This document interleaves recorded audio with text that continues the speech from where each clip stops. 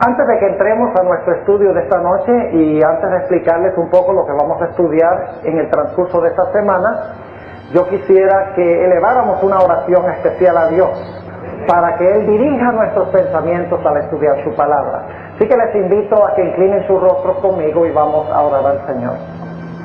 Padre Celestial, te damos gracias porque nos has dado el privilegio de venir a tu casa para honrar y glorificar tu nombre y también para escuchar tu voz en el estudio de tu santa palabra.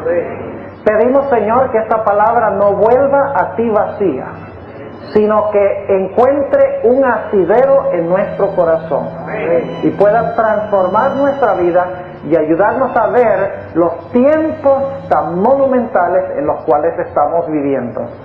Te damos gracias de antemano por responder nuestra oración, porque te lo pedimos en el nombre y por los méritos de nuestro Señor Jesucristo. Amén. Durante el transcurso de esta semana vamos a estudiar el corazón del libro de Apocalipsis. Vamos a analizar particularmente algunos aspectos que se encuentran en los capítulos 12, 13 y 14 de este último libro de la Sagrada Escritura. Ahora, estos capítulos tienen en realidad dos centros de enfoque. El primer centro de enfoque son los enemigos del pueblo de Dios. Y en estos capítulos ustedes van a encontrar que los enemigos del pueblo de Dios son tres. En Apocalipsis, el capítulo 12, se introduce el dragón. Luego en Apocalipsis 13, los versículos 1 al 10, se introduce un poder que se conoce como la bestia.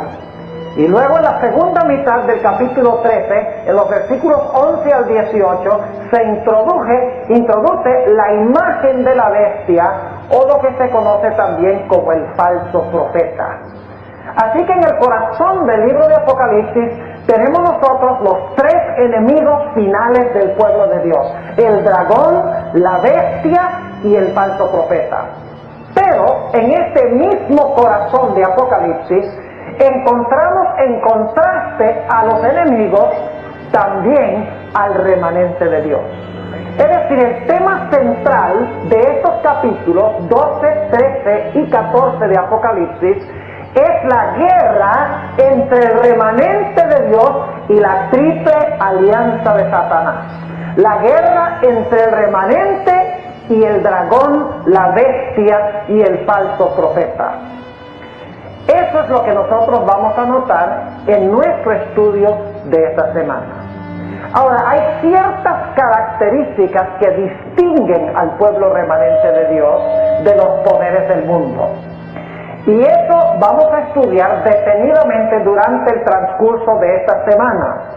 Si ustedes sacan su programa, vamos a repasar brevemente al comenzar esta noche el temario que vamos a cubrir en la secuencia de esta semana. Esta noche vamos a estudiar una expresión muy importante que encontramos en dos lugares de Apocalipsis 13 y 14. En unos momentos vamos a leer esos versículos que relatan estos temas que tenemos acá.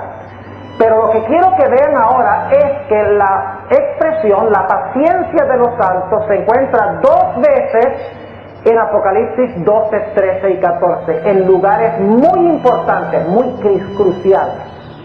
Así que esta noche vamos a hablar de lo que significa la paciencia de los santos. Mañana en la noche, lunes, vamos a analizar otra expresión: los mandamientos de Dios. En unos momentos vamos a leer los versículos donde se encuentran estas características, pero quiero que tengan un panorama claro en sus mentes de lo que vamos a estudiar en el transcurso de esta semana. Los mandamientos de Dios, lunes en la noche. El martes en la noche, Dios mediante, vamos a estudiar la expresión la fe de Jesús.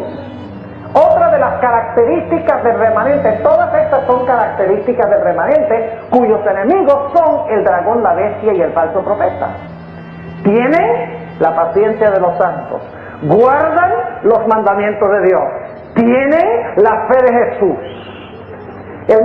viernes en la noche vamos a estudiar otra cosa que tiene el remanente. Dice que tienen, ¿qué cosa? El testimonio de Jesucristo. Y vamos a analizar el miércoles qué es el testimonio de Jesucristo. Luego el jueves en la noche vamos a analizar el tema, la hora de su juicio ha llegado.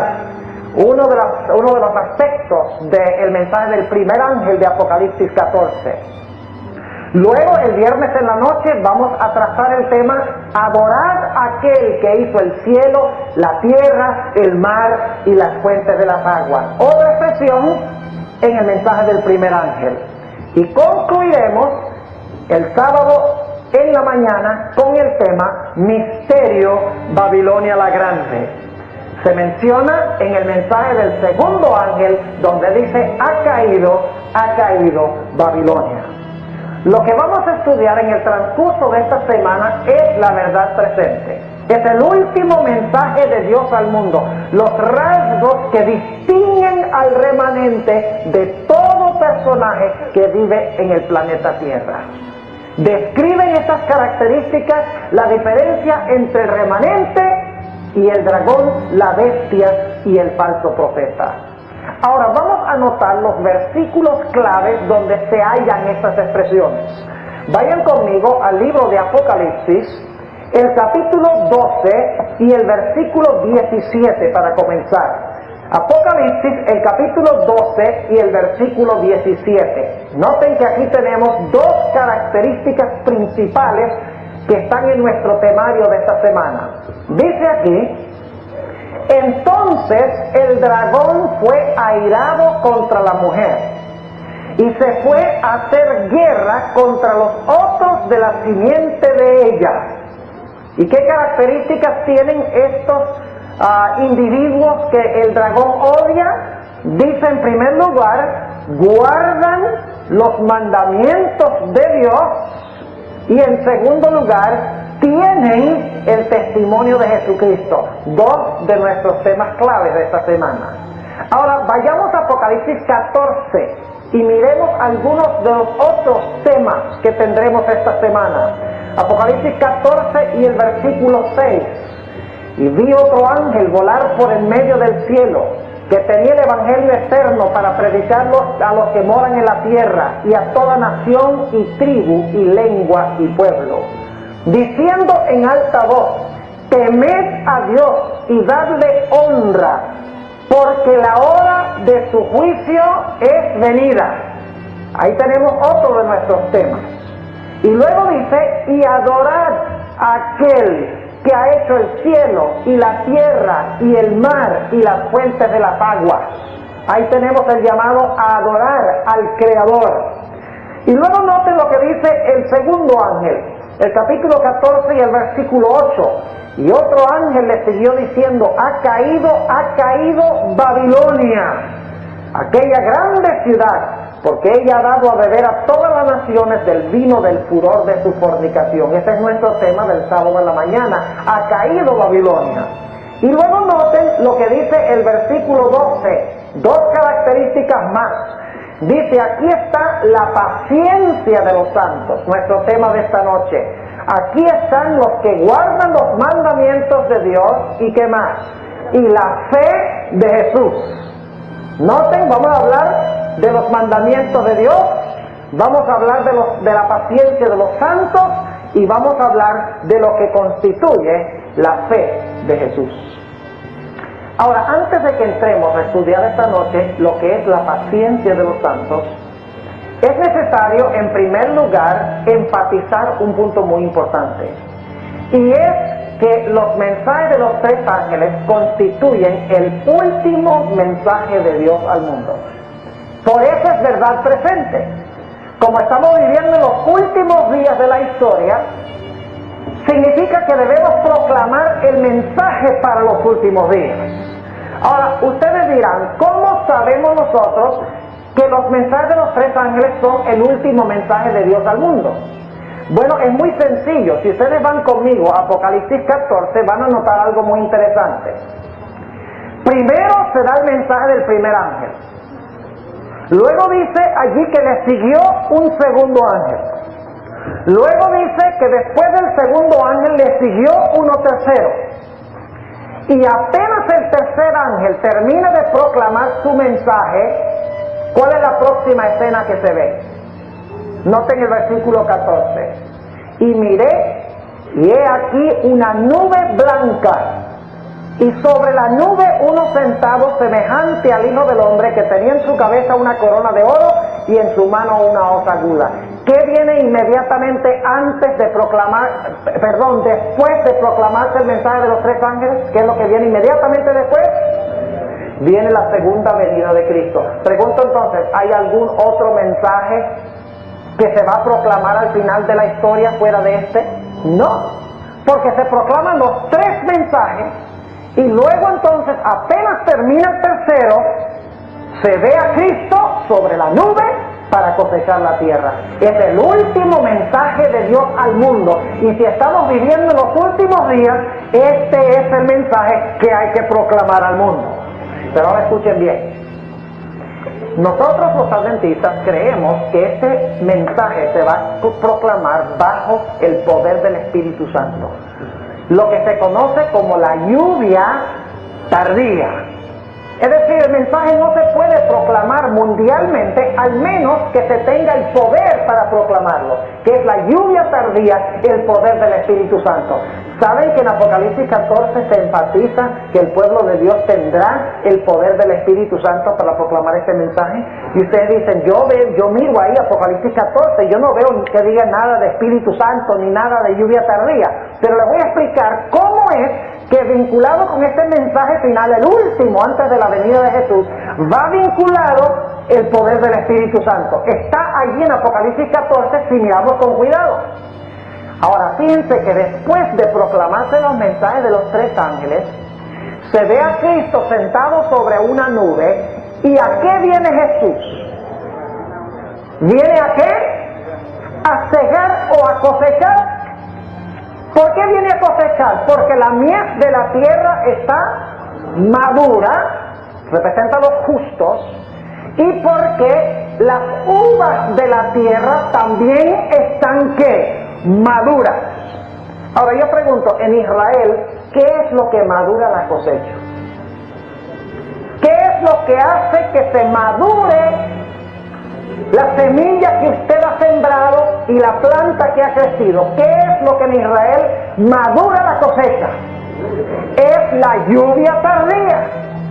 Eso significa entonces que los mensajes de los tres ángeles tienen que ir acompañados de la lluvia tardía, porque apenas después de los tres mensajes, la mies de la tierra y las uvas de la tierra están ¿qué? Maduras.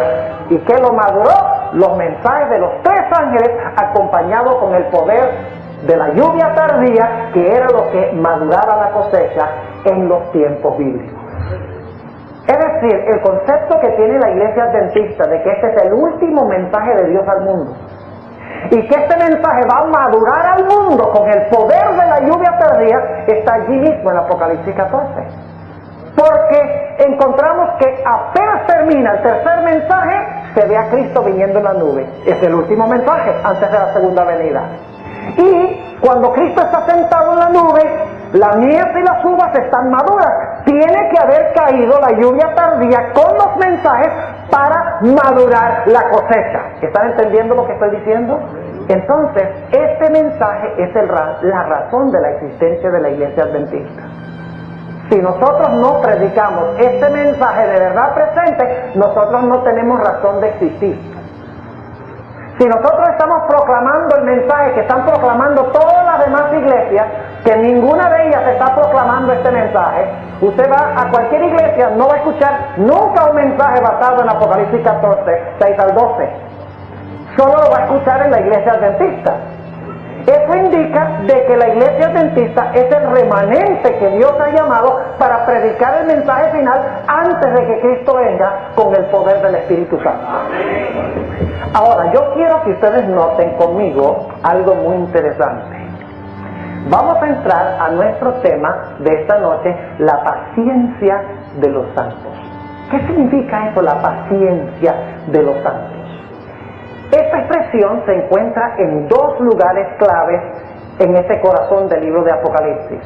Notemos el primer lugar a donde aparece esta expresión.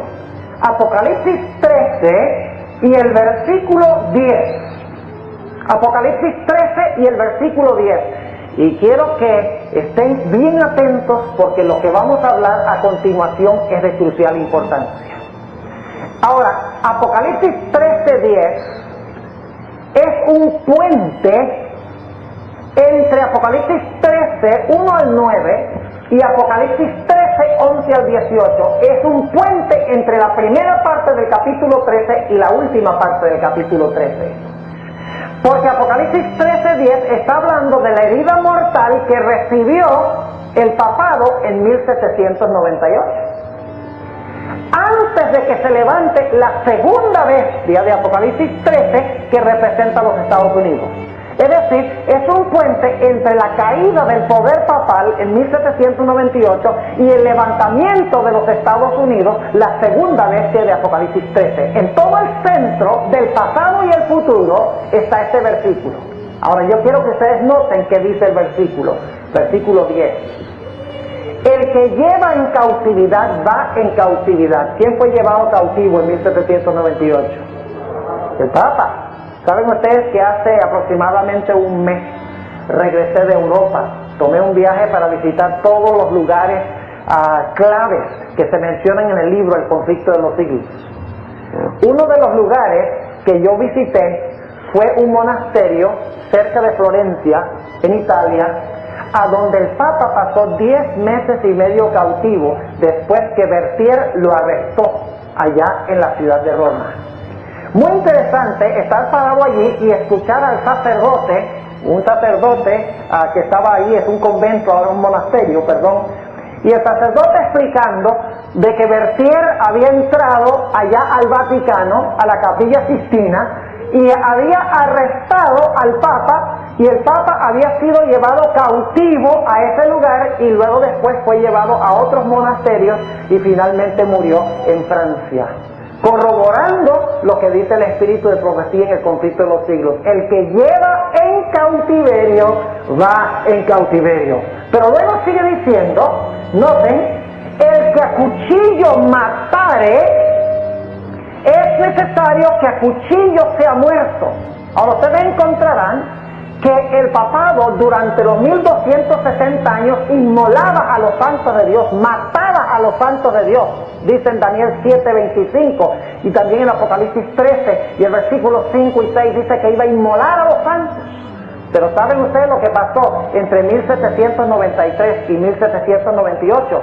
Se realizó la Revolución Francesa. Otro lugar que visité junto con mi esposa fue el preciso lugar a donde pusieron la guillotina con la cual le cortaron la cabeza a Luis XVI, a María Antonieta, a los sacerdotes y a todos los nobles de Francia.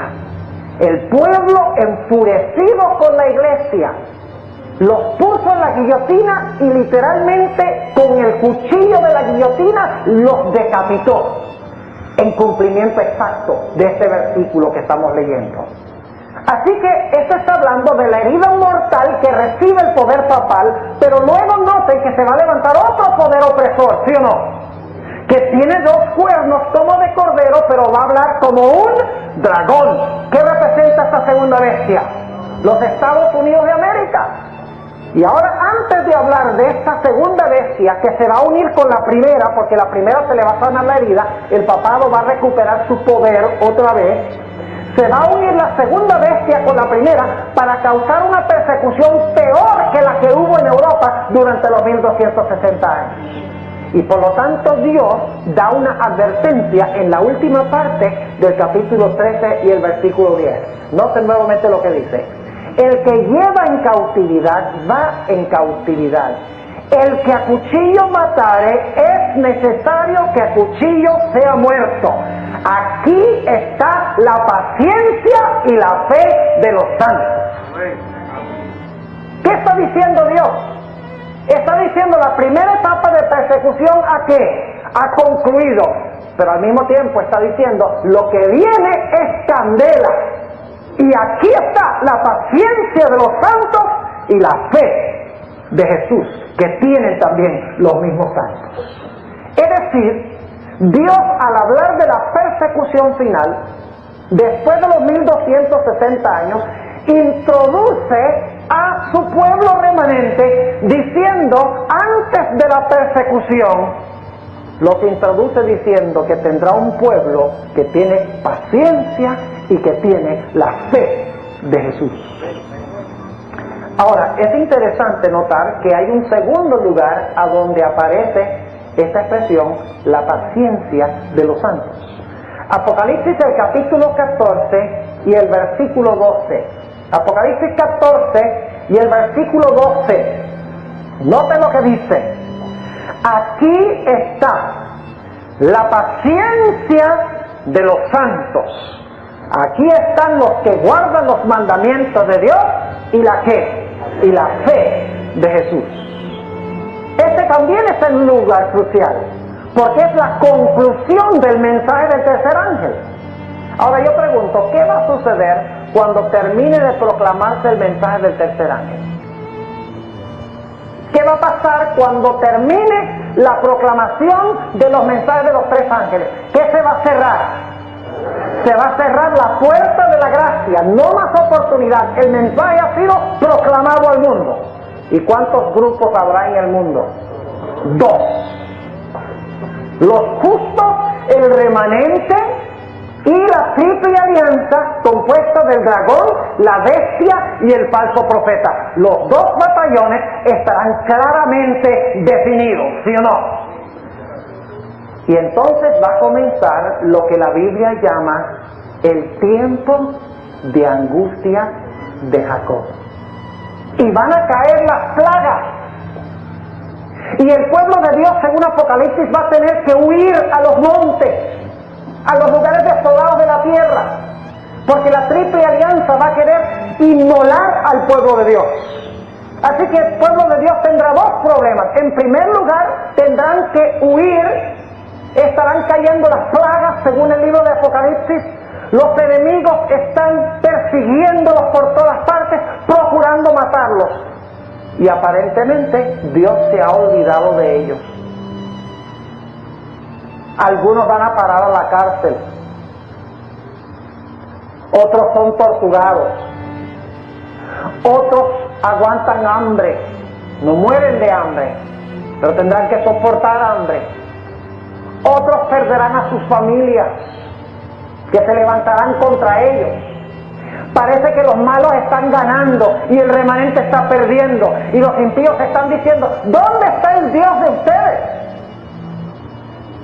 ¿Qué necesitará el pueblo de Dios cuando suceda esto? Necesitará ¿qué cosa? La paciencia de los santos, porque Dios se va a demorar en venir. Y el pueblo de Dios tendrá que pasar por un tiempo de angustia cual no ha existido desde que hay nación en el mundo. Y solo aquellos que tengan la paciencia de los santos podrán pasar victoriosamente por ese periodo. Ahora yo quiero ir a una parábola muy interesante de Jesús, que está hablando de este periodo. Vayan conmigo al libro de San Lucas, el capítulo 18, y vamos a analizar esta parábola tan interesante de Cristo. ¿Estamos hablando de qué tema en estos momentos? Estamos hablando de la paciencia de los santos. ¿Por qué vamos a necesitar paciencia? ¿Por qué? Porque va a venir un periodo ¿de qué? De tribulación. Padeceremos hambre, sed, muchos serán encarcelados, perseguidos, abandonados por familiares, por amigos, etc. Jesús lo profetizó en Mateo capítulo 24. Parece que Dios no está. El pueblo dirá, Dios mío, ¿por qué me has desamparado? Como lo dijo Jesús en la cruz. Van a necesitar paciencia, porque parece que los impíos van a ganar. Ahora, con esto en mente, quiero que notemos esta parábola tan interesante de Cristo que está hablando de este periodo. Está hablando de lo mismo que acabamos de describir. Lucas 18 y el versículo 1. Propúsoles también una parábola sobre que es necesario orar siempre y no desmayar. Dicho sea de paso, la palabra paciencia que se usa aquí en Apocalipsis 14 es la palabra griega hupomoné, que probablemente se debe traducir mejor perseverancia de los santos. Es la misma palabra que se usa en Mateo 24, donde Jesús dice: el que perseverare hasta el fin, este será salvo. La misma palabra. Así que en realidad la mejor traducción es: no aquí está la paciencia de los santos, aunque está involucrada la paciencia, sino aquí está la perseverancia de los santos. ¿Qué significa perseverancia? Significa dele, que dele, que dele, que dele y no se rinda. Es como los que van a los Olímpicos y corren una carrera, perseveran y terminan, ¿verdad? Ahora, aquí está hablando Jesús en esta parábola de esta actitud. Y ustedes dirán: ¿será que está hablando del tiempo de angustia? Sí, Señor, lo vamos a ver. Esto está hablando de lo mismo que Apocalipsis 14. ¿Saben otra cosa interesante? Allí donde dice: aquí está la paciencia de los santos, esa palabra griega, aquí, en muchas partes del Nuevo Testamento se traduce mira. Es una expresión de exclamación. Es decir, Jesús está apuntando al remanente, está diciendo: mira la paciencia de los santos. Aquí está, mírala. Son el espectáculo del mundo. Mi remanente, mira la paciencia de los santos. Mira los que guardan los mandamientos de Dios. Mira los que tienen la fe de Jesús. Es un desafío de Dios para el mundo. Ahora, otra vez, Lucas 18:1.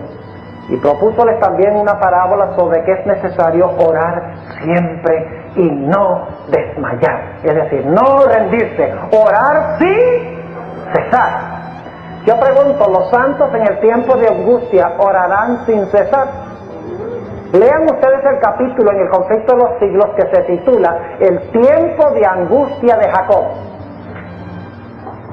Dice la sierva del Señor que día y noche el pueblo de Dios clamará a Dios para que los libre del tiempo de angustia y los libre de sus enemigos. Oran sin cesar, perseveran en la oración. Eso es lo que significa la paciencia de los santos. Ahora yo pregunto, ¿usted va a perseverar en oración cuando venga ese momento si usted no está perseverando en oración ahora? ¿Qué les parece? ¿Cuándo es que nosotros nos preparamos para perseverar en el tiempo de angustia? Cuando llegue ese momento, Dios nos da una gracia especial. No, Señor. El tiempo cuando vamos desarrollando esa paciencia, esa perseverancia, es en nuestra vida de oración ahora, presente. En nuestro desarrollo de la fe, ahora, presente. En nuestra observancia de los mandamientos de Dios, ahora, en el presente. Prestarle atención al testimonio de Jesucristo, ahora, en el presente. Adorar al Creador, ahora, en el presente. Reconocer que ahora estamos en la hora del juicio de Dios. Nos estamos preparando para ese gran día. Ahora noten lo que dice el versículo 2. Ahora Jesús va a ilustrar lo que acaba de decir. ¿Cuál es la lección que él quiere recalcar aquí? Que es necesario que orar siempre y no desmayar, no rendirse. Esa es la lección. Y ahora va a dar una parábola para ilustrar esa lección. Versículo 2. Diciendo: había un juez en una ciudad, el cual ni temía a Dios ni respetaba a hombre. Ahora, debo decirles algo. Este juez representa a Dios. Y algunos han tenido problemas con eso porque dicen: bueno, este juez era malo. Pero dice aquí que ni temía a Dios ni respetaba a hombre. Les voy a explicar en un momento cómo es que este juez, a pesar de que no teme a Dios ni respeta a hombre, puede representar a Dios el Padre. Jesús está usando un argumento muy especial. En un momento vamos a eso. Versículo 2 otra vez. diciendo, había un juez en una ciudad el cual ni temía a Dios ni respetaba a hombre. Había también en aquella ciudad una viuda. ¿Saben lo que representa la viuda? La iglesia. Sí, Señor. Lo vamos a ver en la parábola, Jesús lo dice. Jesús dice que el juez es Dios el Padre. La viuda son los escogidos, los santos de Apocalipsis 14. Dice, versículo 3, había también en aquella ciudad una viuda, la cual venía a él diciendo, hazme justicia de mi adversario. ¿Quién es el adversario? Es el enemigo. ¿Alguna conexión con Apocalipsis? Ah, claro que sí. Tenemos un juez, tenemos a los escogidos y tenemos al adversario de los escogidos. Ahora fíjense lo que pasa. Versículo 4.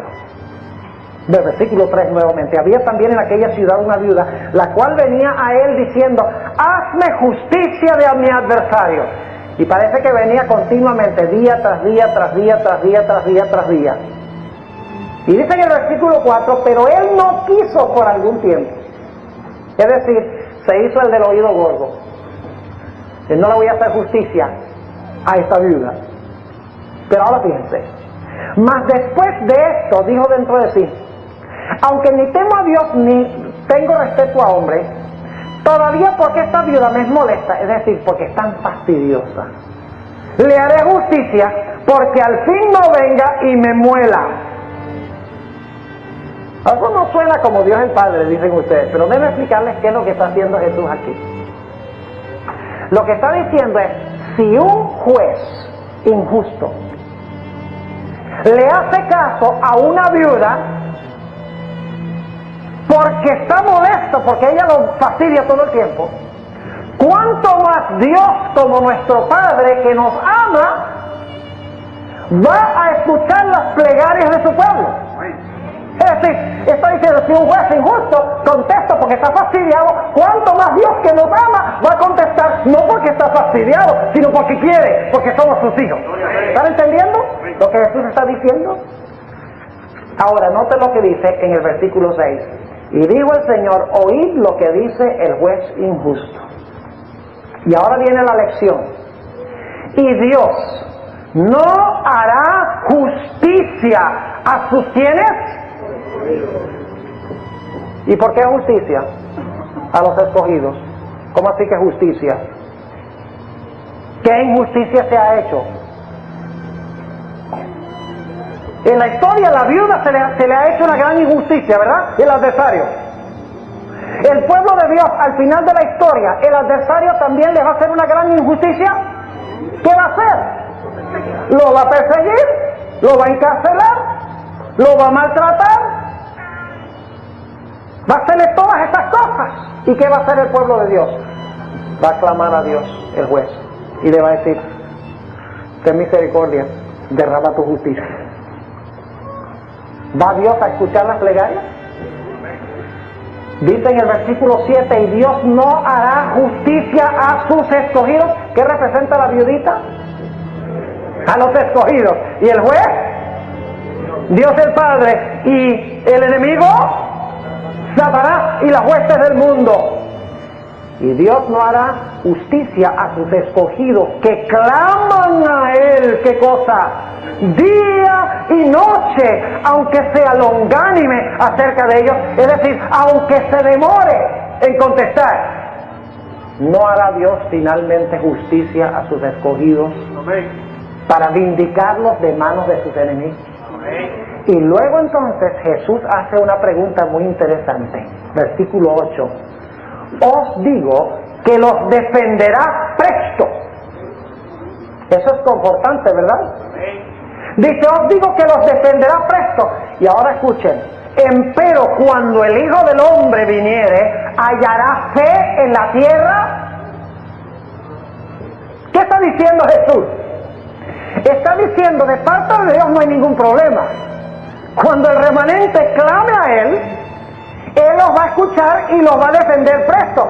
Pero lo que está diciendo es, ¿quién sabe si habrá un remanente que tenga esa fe cuando venga el Hijo del Hombre? ¿Me están entendiendo? Levanten la mano si están entendiendo lo que estoy diciendo. Lo que está diciendo Jesús es, el Señor va a estar escuchando.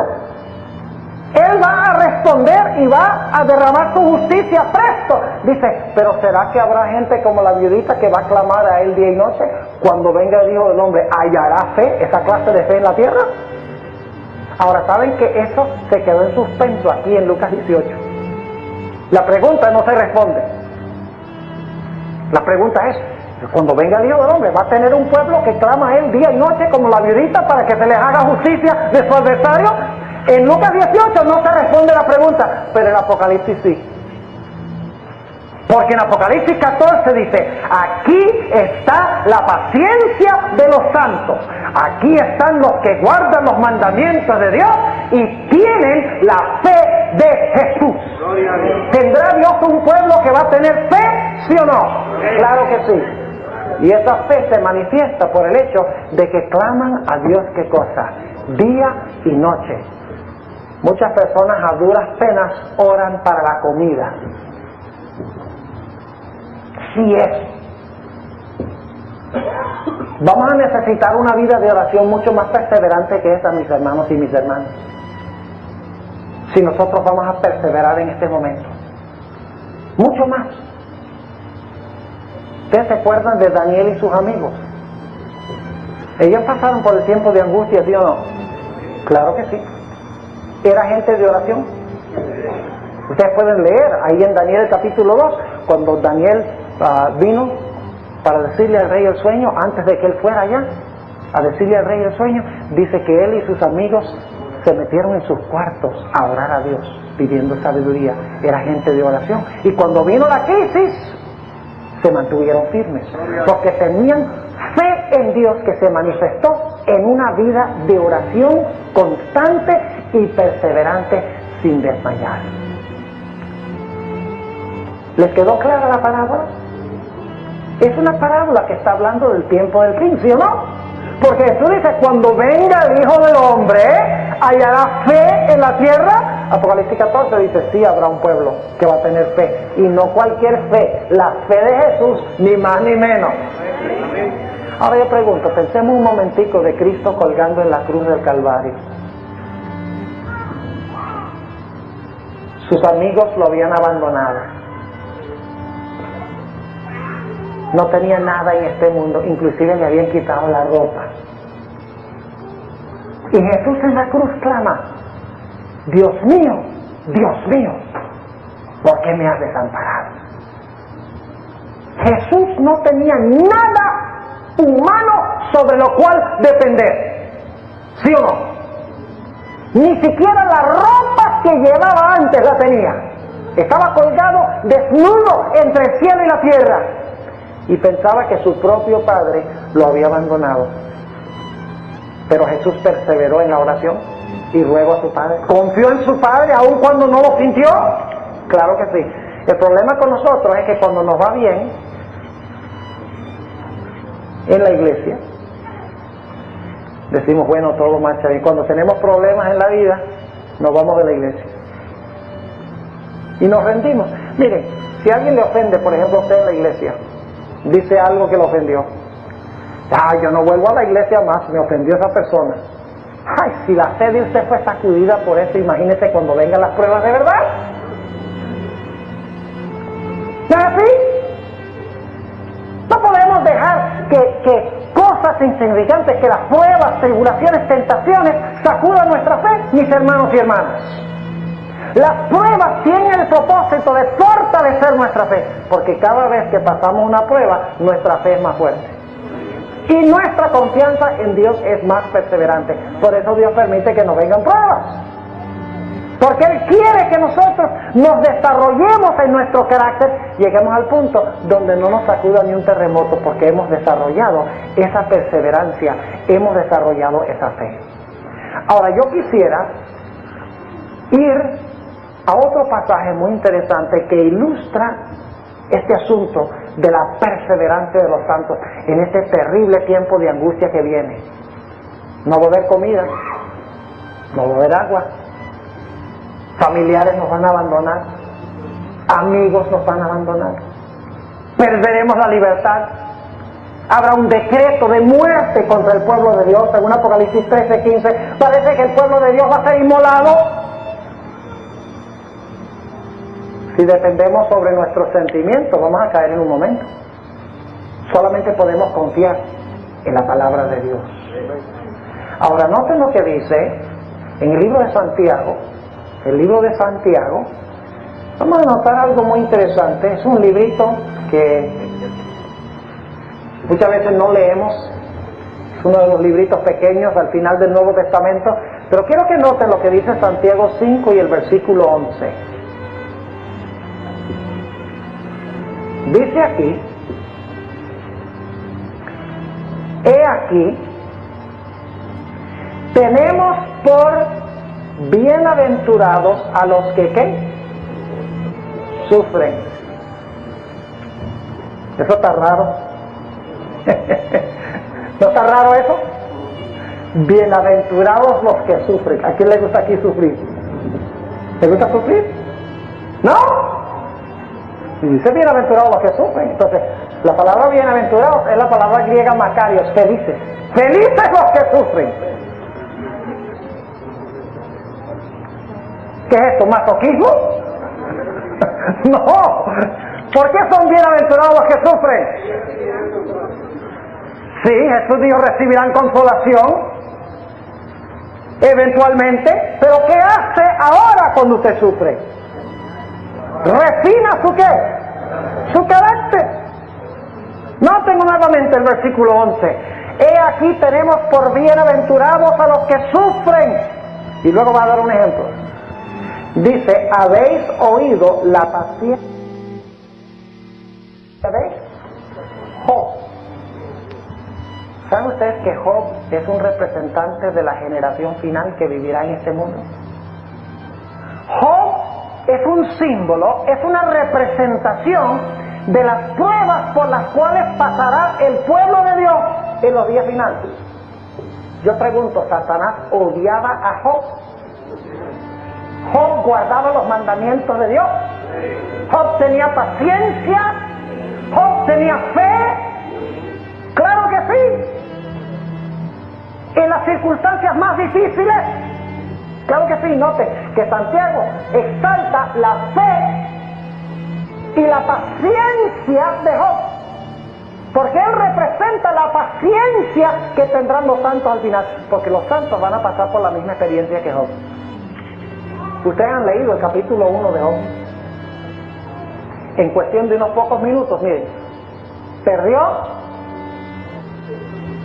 todos sus animales, todas sus bestias, todos sus siervos,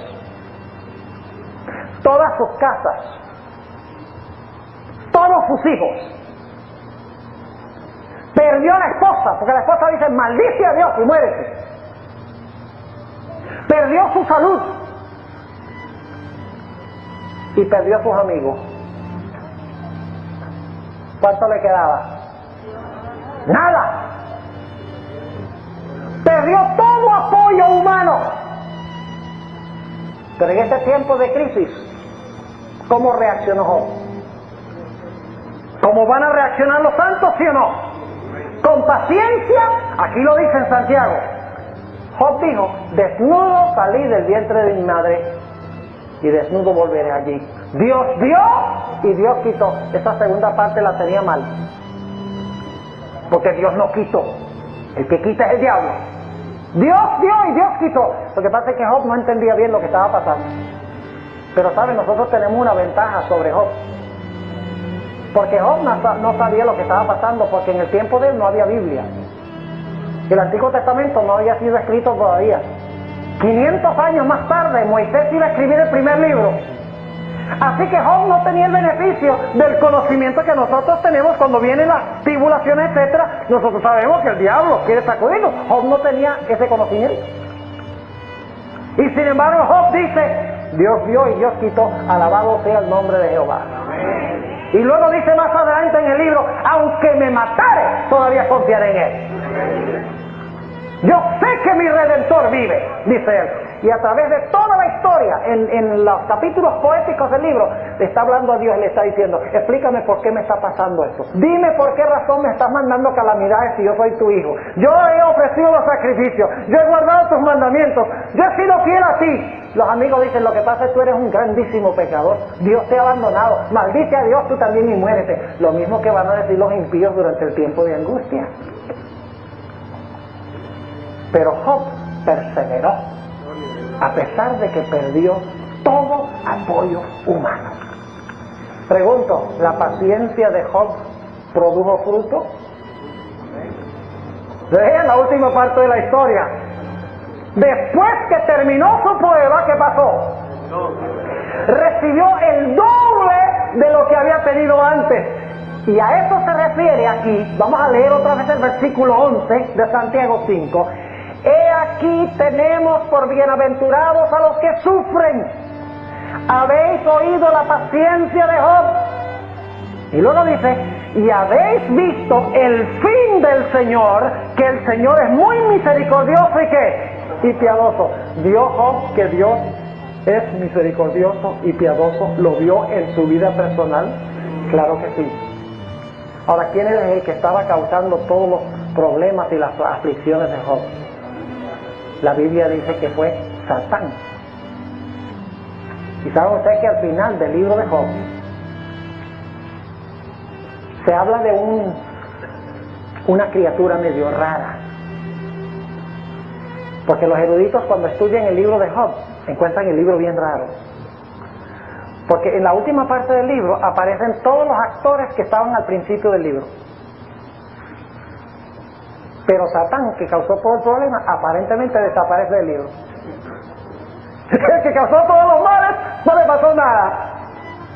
Pero ¿saben? El problema es que los eruditos no se han dado cuenta, muchos de ellos, de que Satán al principio del libro se llama con otro nombre al final del libro.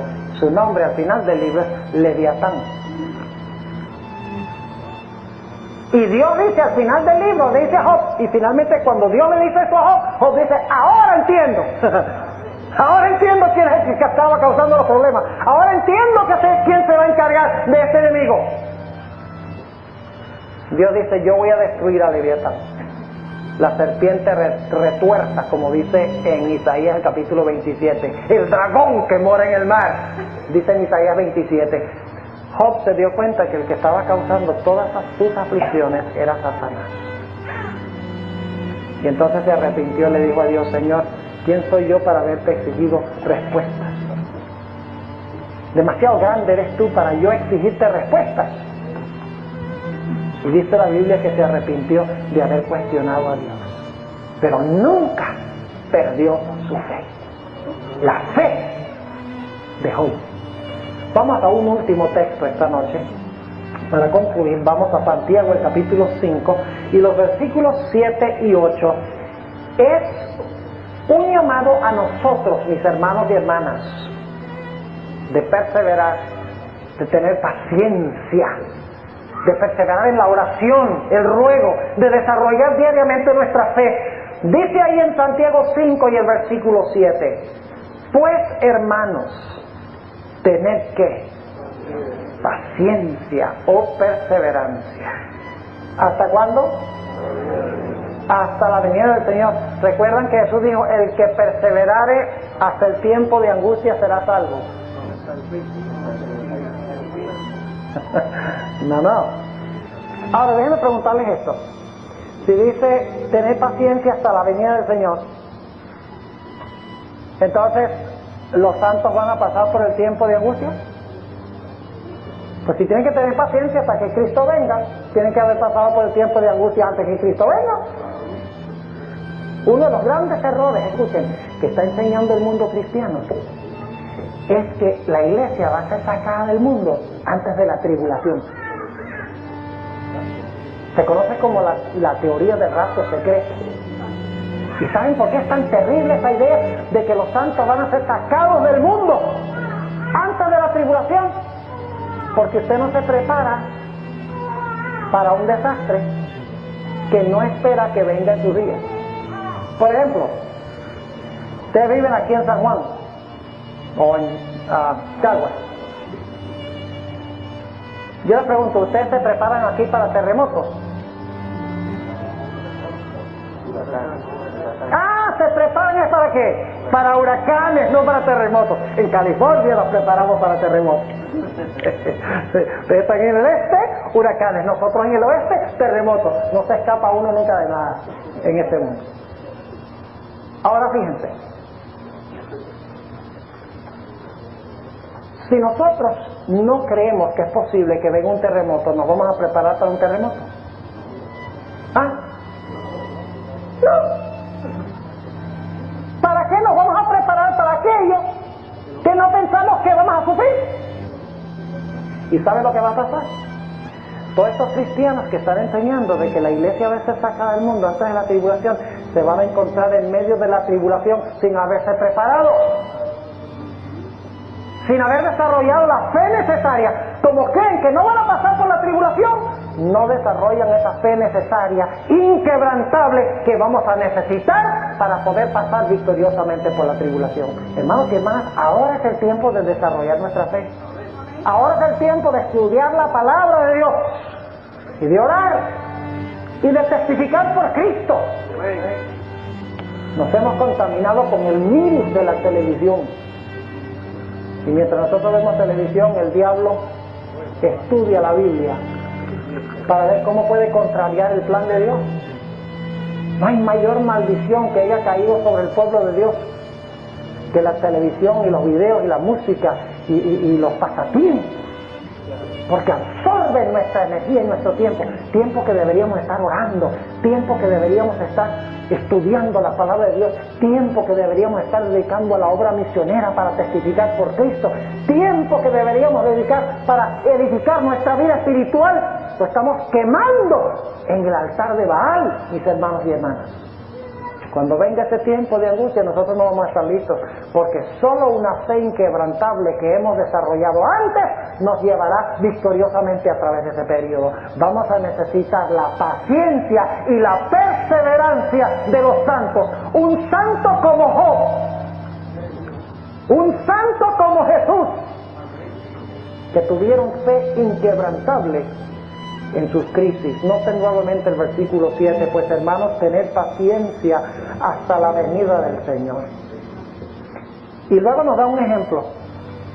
Dice, mirad cómo el labrador espera el precioso fruto de la tierra, aguardando con paciencia hasta que reciba la lluvia temprana y tardía.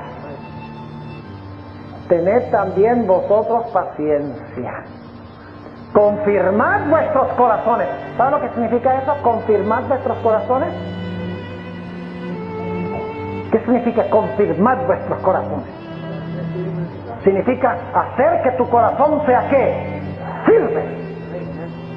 ¿Cuándo hacemos un corazón firme? ¿Antes del tiempo de angustia o durante el tiempo de angustia?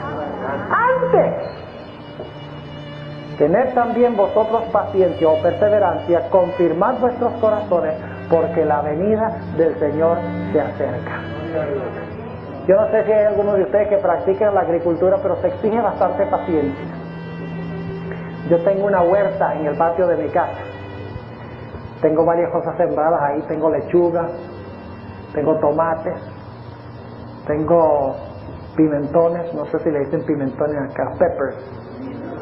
Pimientos, sí, tengo pimientos, tengo cilantro y tengo unos chiles cayenne, sabrosos, condimentan bien la comida.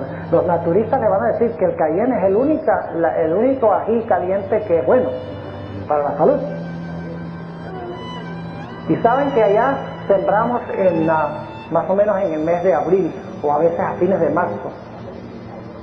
Y óigame, en ese tiempo la temperatura en la noche, como es medio de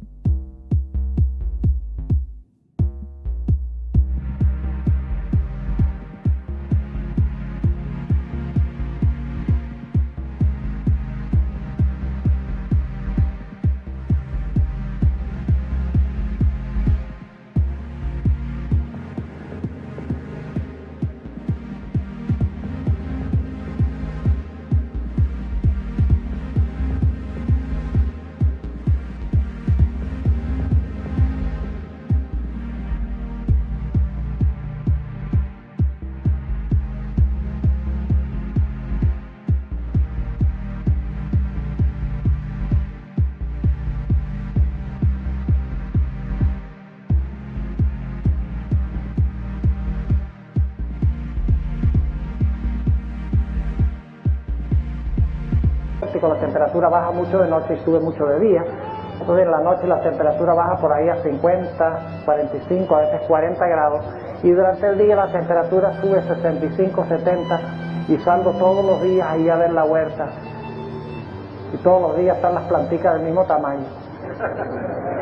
Y como que no crecen nada, una micropulgada cada vez que yo salgo, todos los días. ¿Cuándo va a crecer esto? Y luego entonces los días se van poniendo más calienticos. Exactamente. Como dice aquí Santiago. Entonces luego salgo, cuando los días ya son más calientes, está subiendo de día 90, 95, 100, varios días de 100 grados, y ya la planta ha crecido por una barbaridad. Y finalmente, qué hermoso, cuando salgo y encuentro esos ajíes cayendo, ya rojitos, listos para cosechar y para echárselo a las habichuelas. ¡Ah, quedó más sabroso! La paciencia ha producido ¿qué? ¡Fruto! Y así es la vida cristiana. La paciencia no se desarrolla de la noche a la mañana, que tiene que desarrollarla diariamente en su comunión con Jesús. ¿Quieren ustedes esta semana tener una experiencia completamente nueva en su vida? ¿La quieren tener de verdad, verdad? En serio, yo espero que esta semana tomemos decisiones de que vamos a dejar toda esa basura que no sirve, que no edifica, y que vamos a poner nuestra vida espiritual en orden.